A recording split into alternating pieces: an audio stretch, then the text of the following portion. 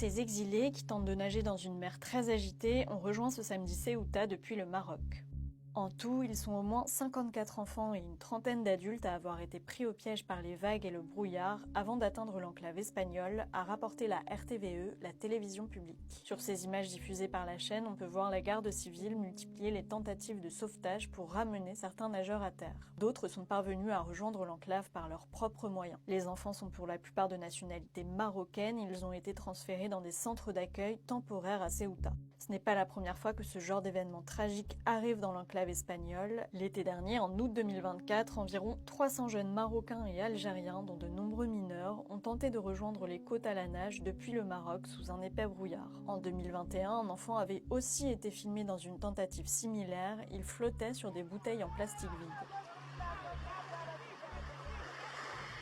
Les autorités locales ont appelé samedi le gouvernement espagnol à l'aide. Ne nous laissez pas seuls, c'est une affaire d'État, a déclaré Juan Rivas, le représentant du gouvernement régional de Ceuta. Les enclaves de Ceuta et Melilla sont les seules frontières terrestres de l'Union européenne avec l'Afrique. Les Marocains interceptés lors de ces traversées sont directement renvoyés au Maroc, sauf s'ils sont mineurs ou qu'ils demandent l'asile. Les personnes d'autres nationalités sont hébergées quelques jours dans des centres spécialisés avant d'être relâchées.